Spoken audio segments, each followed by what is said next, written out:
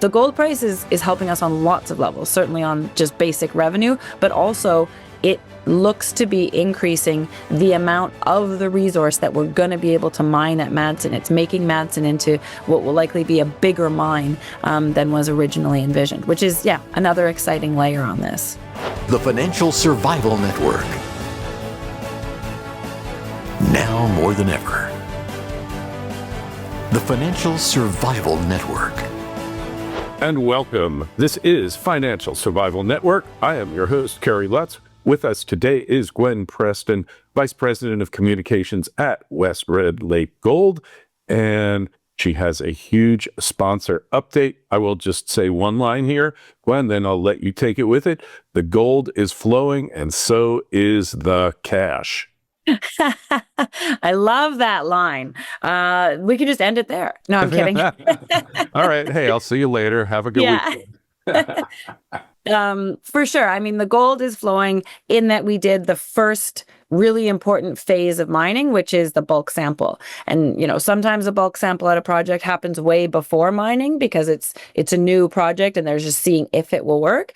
Here, we're like, this is our bulk sample and it's happening just a very short time before we start mining. So we basically mined the first 15,000 tons of what we're going to do at the Madsen Mine. And we did it as a bulk sample, sort of as a very structured project for a specific reason, which is that, we wanted to make sure that the market and that we understood that our approach to the Madsen Mine delivers what it needs to do. And what does that mean? So our approach to the Madsen Mine is to do a bunch more drilling into the deposit than the last people did, to make sure that we have a really accurate geologic model, and then to engineer and mine appropriately on that model. And we have long said that that approach to the Madsen Mine will mean that when we say a stope, an area of mining, has this many tons at this grade, we will be able to deliver to the mill that many tons at that grade, which is, of course, fundamental to mining success. And so we did this bulk sample as a structured program with independent people watching us so that we could demonstrate exactly that. And it worked perfectly. Like our reconciliation, so the comparison between what we said we were going to get and what we actually got out of the 3 different areas of the mine was as close as it can possibly be.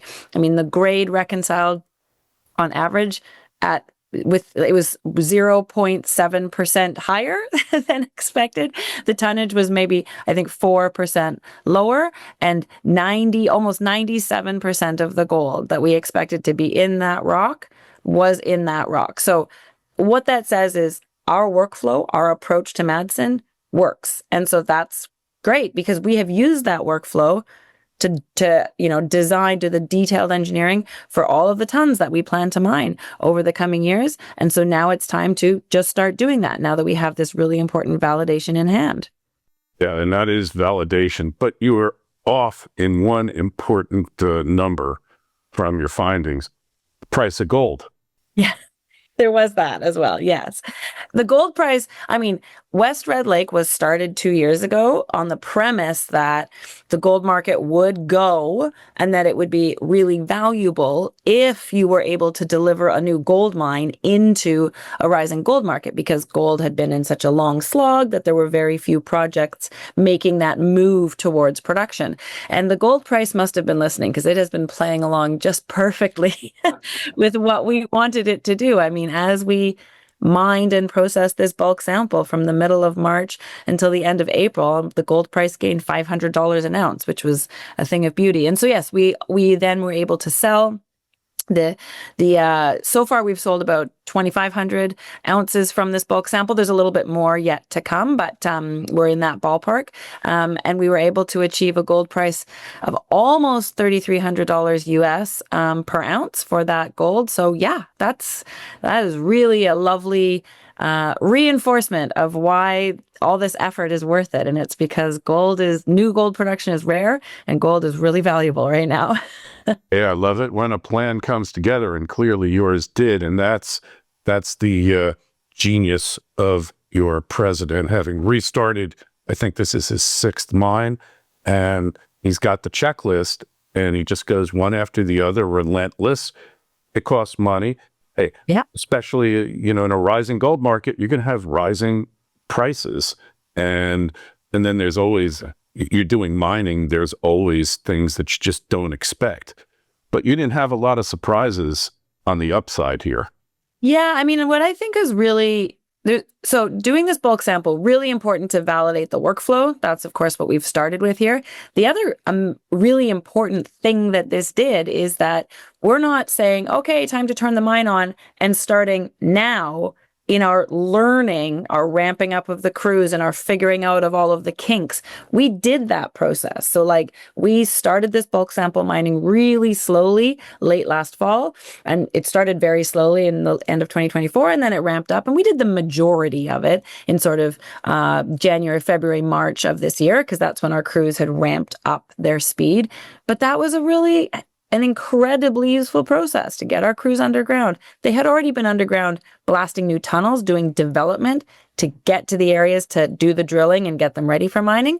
But this was us getting started on actually mining, where accuracy is so important. You got to mine exactly the right rock. So that learning curve has been invaluable in how it has set us up to ramp up more smoothly as we start regular production, which is something we expect to do like literally in a few weeks. And the same goes for the mill. We restarted a mill that had been in dry shutdown for over a year and a half, and by starting up the mill and processing the bulk sample, we used that time frame to work out the inevitable bumps in the road that happen when you're working with a piece of major infrastructure. And so now we feel very confident that the mill is ready to ramp up smoothly. So really useful, nothing surprising, just the normal, like you say, hiccups that happen with major operations. And we've worked through a lot of those hiccups already. And so now we're feeling pretty confident about our ability to ramp this mine up with relative smoothness for mining through the second half of this year. Well, you guys should be really proud because you overcame the odds, you overcame all the obstacles, and you succeeded when really the deck is stacked against companies like West Red Lake. Yeah, I mean, the deck is stacked just in that there's been so few investors interested in mining. And so, that on the capital side of things is challenging. We thankfully have a very good group of good capital markets operators. We've been able to access the capital. And I think the rarity of a stock that's able to offer near-term gold production, that really helped as well. I mean, that puts you, there's very, very few companies of North American listed single asset companies. There's only 3 others that we know of. RBC did this work, Bank of Montreal did this work for us. There's only 3 others who in 2025 are starting up new gold mines. And so it's a very short list. And so that has certainly helped us navigate the capital side of things, just the rarity of the opportunity that we're offering. And then, Shane, our president and CEO, really took pains to staff this company with people who have done this before. And that's so important. When you're operating a complicated machine, the experience of the operators is fundamental. And so we're thankfully able to enjoy the benefit of that foresight right now. And we're feeling pretty good. Yeah, you don't want an amateur pilot flying your 380 on his maiden voyage here. I got a technical question for you, though, on grades. With the price of gold as high as it is, what does that do in terms of the ability to go further into different areas where the grade might not be as high? And your grade, 5.7 grams per ton in this first batch sample, pretty impressive. Yeah, for sure. No, it's a really important question because what a high gold price does is make more of the resource likely profitable. And so, when you compare that, our official mine plan is our pre-feasibility study. It used a pretty low gold price in deciding which of the tons were likely profitable and therefore should be part of the mine plan. It used a gold price of only $1,680 in making that determination. And of course, the gold price is getting on for twice that right now. Or it is twice that right now. And so we don't use spot gold when our engineers do their final mine design, but we use a price that's, near long-term gold consensus, which is right now $23.50 per ounce. That's the long-term consensus gold price. And if you engineer your mine around a gold price like that, instead of $1,680, what you get is mine design that instead of just focusing on the highest grade, like maybe a small lens of the very highest grade, you also get to pull in the halo of lower grade mineralization that surrounds that. And you don't pull it in for the sake of mining more. You pull it in because it makes money. It's profitable. Once you've driven the tunnel, done the development into that area, adding tons is essentially some relatively easy to do, and they make money, and they can lower your mining cost per ton because it's easier, it's expensive to mine wider things than it is to mine narrower things. So the gold price is helping us on lots of levels, certainly on just basic revenue, but also it looks to be increasing the amount of the resource that we're going to be able to mine at Madsen. It's making Madsen into what will likely be a bigger mine than was originally envisioned, which is, another exciting layer on this. Really exciting. And the experts are always wrong, as we know. And this time they've been dramatically wrong. 50%. When we talked last time, we talked about the PFS, the feasibility study, final feasibility study, and we said that actually was probably the worst case scenario that you could come up with. And now the market, the performance, bulk sample has proven that to be true. I mean, we phrase it as our base case instead of worst case, because even that base case pre-feasibility study still made money. It still made fairly good money, good cash flow. And so then if you can build on top of that, that's a nice place to be. Hey, and I'm not even going to ask you what the IRR is going to be relisted or revalued at, because you probably can't figure that out till production normalizes. Absolutely. And exactly. What we can talk about now, and we're going to talk about this over the coming weeks, quite a bit. We're going to try and demonstrate the differences a little bit between, that sort of smaller PFS mine plan and just the reality of what our engineers are designing and our miners are doing right now. You can't wrap economics around that, at least, like you say, until you're in commercial production and you have cost structures that you can do. And then you can do some backward-looking calculations and do some really good estimates then. So for now, what matters to us on site is ramping ourselves up. We expect that now that we've delivered the results of this bulk sample to our board of directors, we expect that they will support management's decision that we should turn the mine back on in just a couple weeks. Right now, we're working on making sure we have a big stockpile of high-grade ore sitting beside the mill, because that's just what you always do when you have a mine. In case something happens, you want to have ore sitting there ready to go.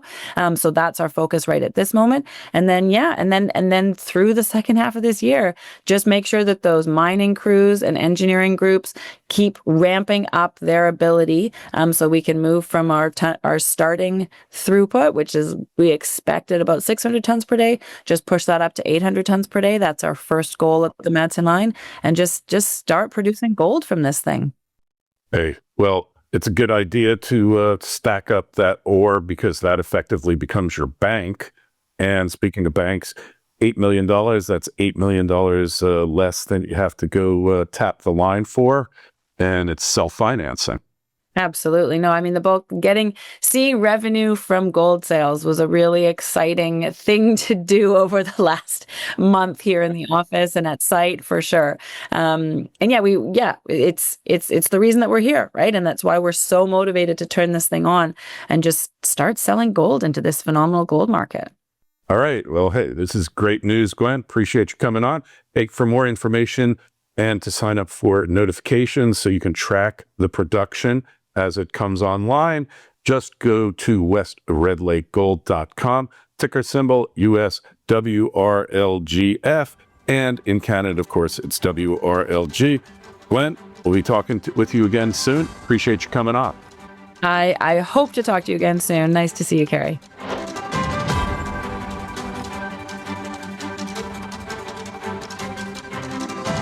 The Financial Survival Network.